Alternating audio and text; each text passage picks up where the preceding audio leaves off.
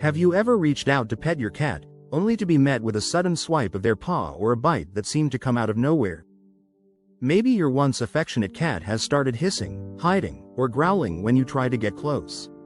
If so, you're not alone. Feline aggression is one of the most misunderstood and emotionally charged issues cat owners face. But here's the part many people don't realize. Aggression in cats is rarely about dominance or bad behavior.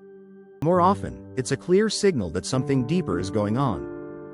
Understanding the real cause behind your cat's aggression is the first, and most important, step toward resolving it. And surprisingly, the root of the problem often has little to do with your cat's personality and everything to do with how they're feeling, physically, emotionally, and environmentally. Let's explore what feline aggression actually is, the different forms it can take, and how to respond in a way that builds trust rather than fear. Aggression in cats is a complex issue. It's not just about lashing out or being unfriendly. In almost every case, aggressive behavior is a reaction to something your cat perceives as a threat, whether it's a real threat or not. When a cat feels vulnerable, unsafe, in pain, or overwhelmed, aggression may become a survival response.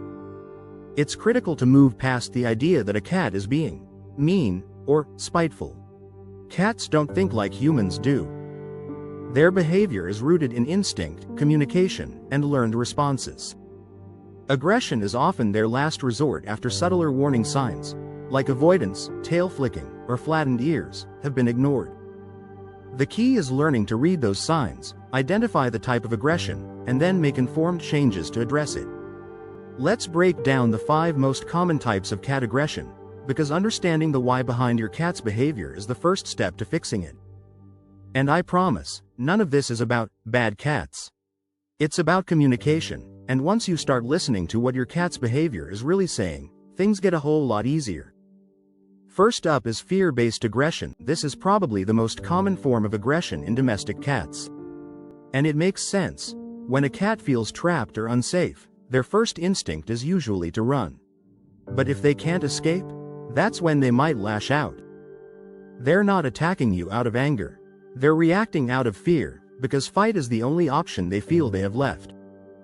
This kind of reaction can happen if a cat is cornered, if a stranger or unfamiliar animal walks into their space, if there's a sudden loud noise, or even if someone tries to pick them up when they're already nervous. You'll know your cat is in fear mode if you see dilated pupils, a crouched low body posture, flattened ears, a tail flicking quickly back and forth, or hissing and growling when approached. So how do you help a fearful cat calm down? The best thing you can do is give them space and control over their environment. Provide hiding spots around your home, keep things calm and predictable, and don't force contact. Let your cat approach you.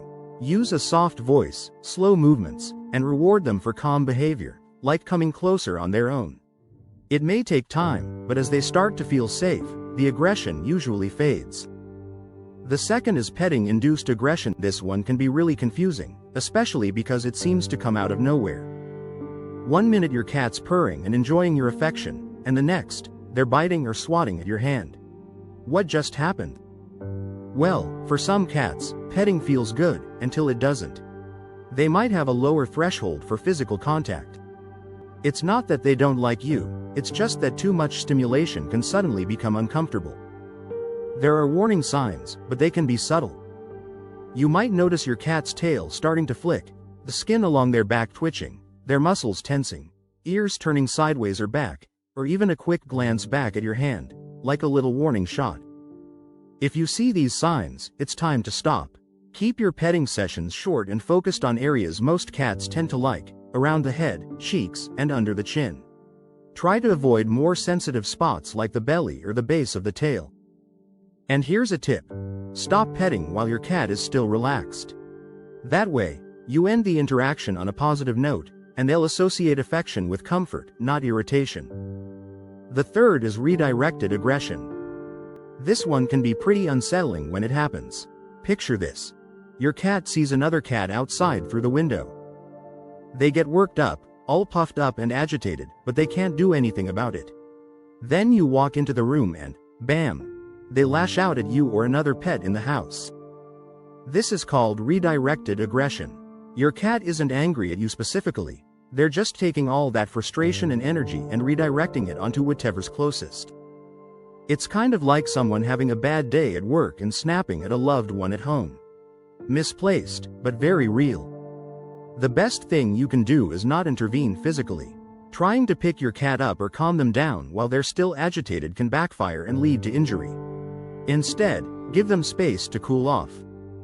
If this is happening often, figure out what's triggering it. If it's an outdoor cat, try covering the window or moving your cat's perch. You can also toss a toy gently from a distance to redirect their energy in a safer way. And consider using calming tools like pheromone diffusers or adding more enrichment around your home to reduce overall stress. The fourth is pain-induced aggression. This type of aggression can really catch you off guard, especially if your cat is normally affectionate. Suddenly, they flinch, hiss, or even bite when you try to touch them. When a cat's in pain, especially if you unknowingly touch a sensitive area, they might react in self-defense. And they don't always show obvious signs of pain in their day-to-day behavior. Common sources of pain include arthritis, dental disease, hidden injuries, digestive discomfort, or recovery after surgery. Even something like matted fur pulling at their skin can cause discomfort. The signs can be subtle: growling or hissing when touched, avoiding being picked up, changes in posture or movement, less grooming than usual, or hiding more often. If this behavior is new, unpredictable, or focused around being touched, don't assume it's a personality issue. It's worth scheduling a vet visit. Identifying and treating the pain can often stop the aggression right at the source. The fifth is territorial or status-related aggression. This kind of aggression usually shows up in multi-pet households or when a new animal, or even a new person, is introduced into the environment. Some cats are just naturally more territorial or dominant. They may try to guard their food, their litter box, or their favorite napping spots. You might see your cat blocking doorways, chasing another pet away from shared spaces, or swatting when someone enters their zone. It can happen between cats or even between a cat and a dog or a person. The solution here is to de-escalate competition. Make sure each cat or pet has their own stuff, separate bowls, separate litter boxes, and separate sleeping areas. The general rule? 1 per cat, plus 1 extra. That helps reduce tension. Also, think vertically. Cats feel safer and more confident when they have high places to retreat to, so offer cat trees, shelves, or window perches to give them escape routes and space. When introducing new animals, go slow. Let them get used to each other's scent before allowing face-to-face meetings. And if the aggression doesn't improve, it might be worth talking to a feline behaviorist who can help you develop a plan tailored to your cat's needs. It's a natural reaction. When your cat bites or scratches, your instinct might be to yell, push them away, or even spray water. But here's the problem. Punishment doesn't correct aggression. It amplifies it. Cats don't associate punishment with their actions. Instead, they learn that you are unpredictable and scary. This leads to more fear, more stress, and often, more aggression. Instead of learning to stop the behavior, your cat learns to hide it, until it escalates. A better approach is positive reinforcement and environmental management. Reward calm, relaxed behavior. Redirect negative energy into play or enrichment. Provide consistency in routine. Let your cat make choices about when and how to engage. Cats thrive on structure and trust. The more predictable and safe you make the environment, the less likely they are to feel threatened or defensive. Once aggression has happened, it can create emotional distance. You may feel anxious around your cat, and they may become wary of you. Rebuilding that trust takes time, but it's completely possible. Start with distance. Give your cat time to reset.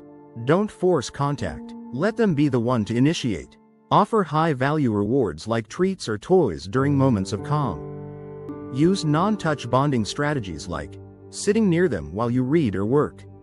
Feeding them with a slow, gentle routine. Using play as a way to reintroduce positive interaction. Over time, your cat will learn that you're not a threat, and the bond can grow even stronger than before. Here's something most people overlook. Cats warn us long before they become aggressive. The mistake is not recognizing the signals. Before a bite or a swat, there's usually a tail twitch. Ears go back, The cat gets still or walks away. These signs are polite ways of saying, "I'm done." When we ignore or override those cues, like continuing to pet, pick up, or chase, we push them past their threshold. To prevent aggression, learn to listen when your cat whispers, so they don't have to shout. Aggression in cats is rarely about defiance or dominance. It's communication. Whether it's driven by fear, pain, confusion, or unmet needs, your cat is trying to tell you something important. By learning to interpret their signals, respect their boundaries, and create a home that feels safe and supportive, you can dramatically reduce aggression and build a stronger, more peaceful relationship with your cat. The process takes time, consistency, and compassion. But the result, a calmer cat, a more confident owner, and a bond built on understanding, is well worth the effort.